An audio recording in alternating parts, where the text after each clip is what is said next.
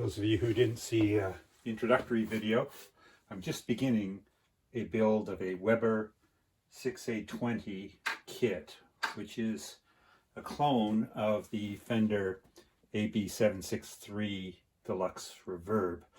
It's not an exact clone, and they would Weber would acknowledge that. So for example, this circuit has two bright switches, such as you would see on the Fiberlux or the Fender Twin, but certainly not on the Reverb. I don't know whether they just wanted to reuse the same faceplate that they use on those other models, but so that's a little different. And of course, the parts aren't all drop-in Fender style parts. Some of them are, generally speaking, this kit seems to have been designed to make an affordable option for folks who want to build their own amp but don't want to put out huge bucks.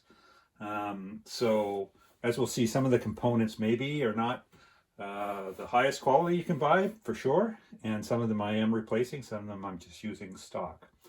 But I'm quite impressed with this cabinet, which was made out of pretty nice pine.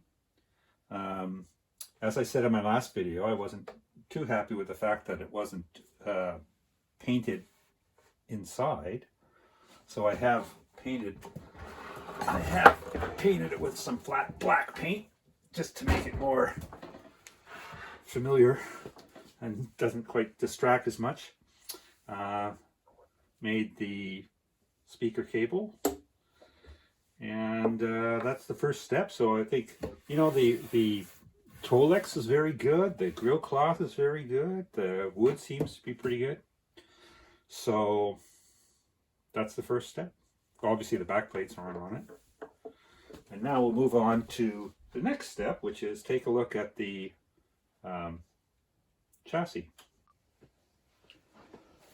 Quite impressed with the quality of the chassis. It's stainless steel, obviously, which is not typical of Fender. Fender would use, I don't know, Fenderium, whatever they used. But Weber, being a speaker company, probably had the materials and the machinery to make this. So it's quite a solid chassis. I know some people have had problems with the hole alignments, and in this case, the only thing I've run into so far is that the speaker output jacks, the holes for the speaker and external speaker jacks were just a hair too small. So I had to enlarge those with a step bit. Not a big deal. So I've started the process, as you can see, of populating this.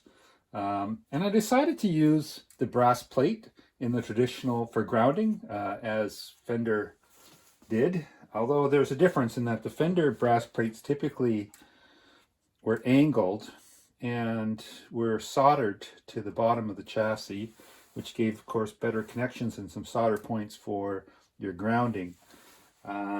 So we don't have that option here. I could still solder it, I suppose, to the front of the chassis, but I'm inclined not to do that. So for now, we'll just use the brass plate as is. There's a lot of different approaches to grounding Deluxe Reverbs. People like to use bus wire sometimes.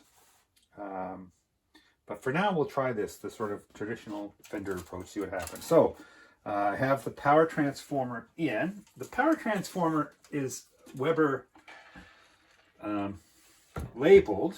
It's a Chinese transformer, which means, you know, I guess the Chinese transformers are a little less reliable than the American ones.